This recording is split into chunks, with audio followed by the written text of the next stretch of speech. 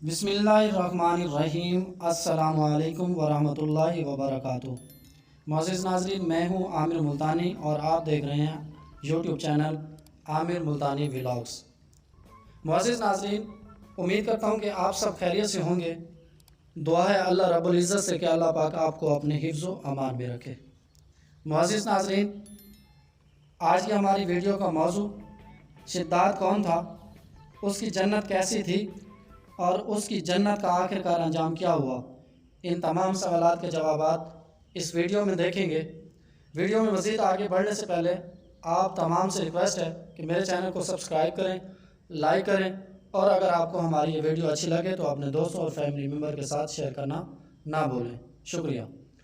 معزز ناظرین، قوم عاد ایک طاقتور اور ایک عظیم قوم گزری ہے۔ ان کی طرف حضرت ہود علیہ السلام کو بھیجا گیا، لیکن قوم عاد نے ان کا انکار کیا اور اس پر اللہ تعالیٰ نے ان پر عذاب نازل کر کے ان کو تباہ و برباد کر ڈالا۔ قوم عاد ارم نام کی بستی میں رہنے والے تھے، اس لیے انہیں اہل ارم بھی کہا جاتا تھا۔ یہ لوگ لمبے قد اور مضبوط قامت کے مالک تھے۔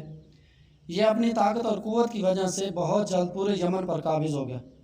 ان پر کئی بادشاہوں نے حکومت کی، مگر دو بادشاہ ایسے آئے جن کی حکومت عجیب اور جاہ و جلال والی تھی۔ ایک کا نام شدید تھا اور دوسرے کا نام شداد تھا۔ معزز ناظرین، دونوں یہ بھائی تھے اور اپنے زمانے میں بے شمار لشکر اور خزانے جمع کیے تھے۔ یہ دونوں بھائی ارم بن سام بن نوح کی اولاد میں سے تھے۔ شداد نے اپنے بھائی شدید کی حکومت کے بعد سلطنت کی رونق اور کمال کو عروج تک پہنچایا۔ دنیا کے کئی بادشاہ اس سے بیزار تھے۔ معزز ناظرین، کسی بادشاہ میں بھی اتنی جرأت نہ تھی کہ اس کا مقابلہ کر سکے۔ اس چیز نے اسے اتنا مغرور اور تکبر والا بنا دیا کہ اس نے خدائی دعویٰ کر دیا۔ اس وقت کے رہنما نے اسے سمجھایا اور اللہ کے عذاب سے ڈرایا۔ وہ کہنے لگا، جو عزت، دولت اور شہرت آپ حاصل ہے، اس سے زیادہ اللہ کی عبادت کرنے سے اس کو کیا حاصل ہوگا؟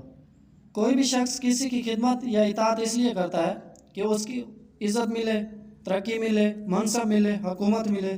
مجھے تو یہ سب کچھ پہلے سے حاصل ہے، مجھے کیا ضرورت ہے کہ میں کسی کی عبادت کروں؟ حضرت ہود علیہ السلام نے بھی اسے سمجھانے کی بہت کوشش کی، پر وہ کسی کی بھی نہ مانا۔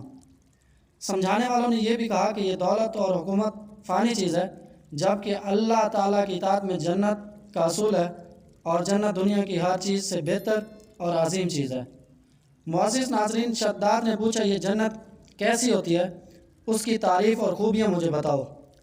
نصیحت کرنے والوں نے جنت کی وہ صفات جو انبیاء اکرام کے ذریعے ان کو معلوم تھی وہ بیان کی، تو اس نے کہا، مجھے اس جنت کی کوئی ضرورت نہیں، ایسی جنت تو میں خود دنیا میں بھی بنا سکتا ہوں۔ معزز ناظرین، چنانچہ شداد نے اپنی جنت بنانے کا فیصلہ کر لیا۔ اس نے اپنے بہترین وزراء کو بلایا اور ہر ایک کو 1000 آدمیوں پر مقرر کیا، اور تعمیر کے سلسلے میں ان کو اپنا نقطۂ نظر اور پسند سمجھا دی۔ دنیا کے سب حکمرانوں کو حکم دیا کہ سونے اور چاندی کی اینٹیں بنا کر بھیجیں۔ اس کے بعد جنت 10 کوس چوڑا اور 10 کوس لمبا بنانے کا حکم دے دیا۔ اس کی بنیادیں اتنی گہری کھدائی گئیں کہ پانی کے قریب پہنچا دی۔ اس کی بنیادوں میں سنگ سلیمانی سے بھر دیا گیا، جو بنیادیں بھر کر زمین کے برابر ہو گئیں۔ سونے اور چاندی کی دیواریں بنائی گئیں۔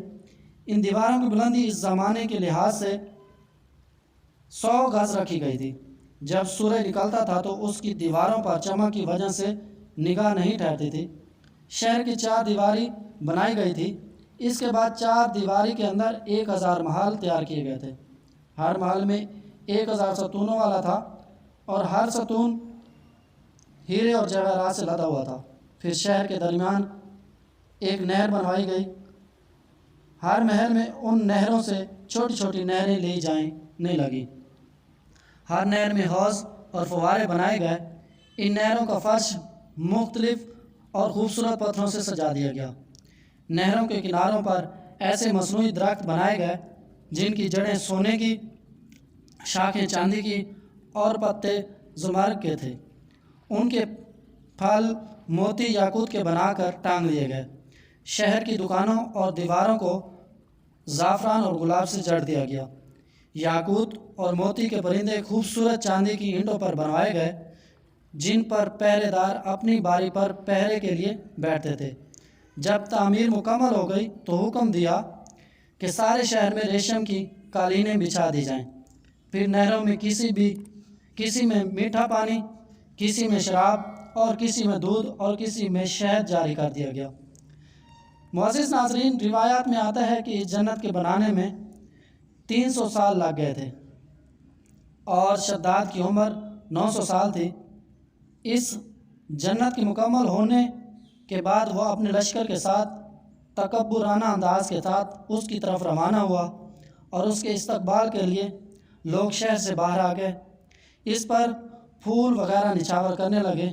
अभी उसने घोड़े की रकब से एक पाँव बाहर निकाल कर दरवाजे की चौखट पर ही रखा था तो उसने एक अजीब शख्स को अपने पास खड़ा हुआ पाया।